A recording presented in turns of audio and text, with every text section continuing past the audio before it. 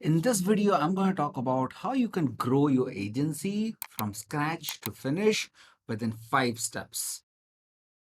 A while ago, I created this video called 3 mistakes that you might be making right now while building your agency. However, in this video, I'm going to talk about how exactly you can grow your agency from being a solopreneur to an agency where you are working with a team. It does not take more than these 5 steps. However, depending on the complexity of the project, your price point, your financial threshold, the steps might vary, the timeline might vary, but all in all, they will fit within these 5 steps. Step number one is you are basically an employee of your client. When you are starting a business, it's best to stick to one client and get them solid results. The biggest mistake that I see freelancers make or agencies make is that as soon as they start an agency, they think they would just get hundreds of clients. And well, people do that, and it's absolutely normal. There is nothing wrong in dreaming big.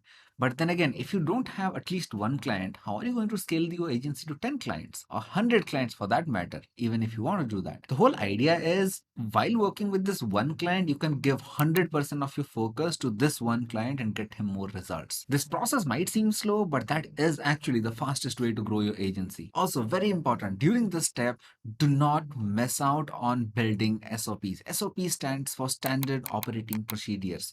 Well, these are documentations on how you are going to complete a certain level of work. So if I were to create an YouTube SOP, I will basically lay down step by step every little detail that I do while creating this video so that tomorrow I can outsource this work to somebody else.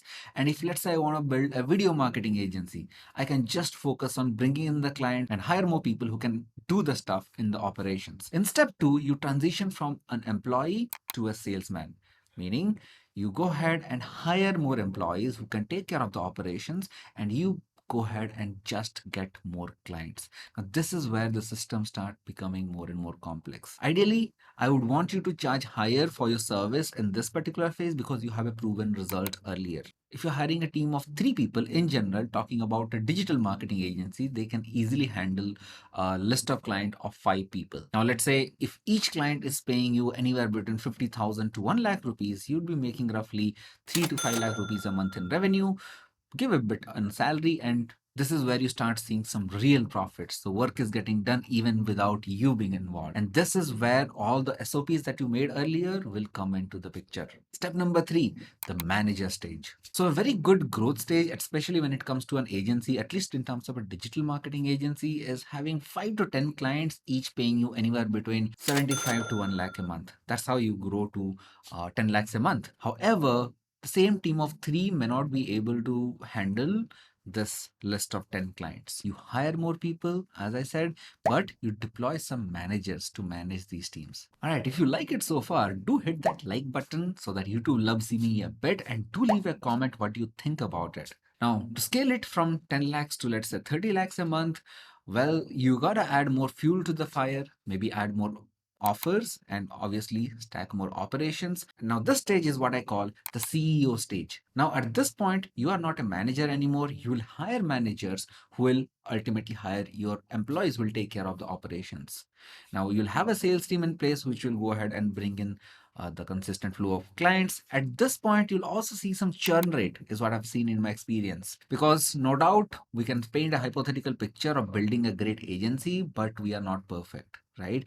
There will be a little bit of churn of clients, and you need a sales team to fill up that churn so that the cash flow is consistent. Now, this becomes the foundation to the next step, which I call the venture capitalist stage. So in this particular stage, you hire a new CEO who manages the manager, and you consult the CEO and advise him the right direction.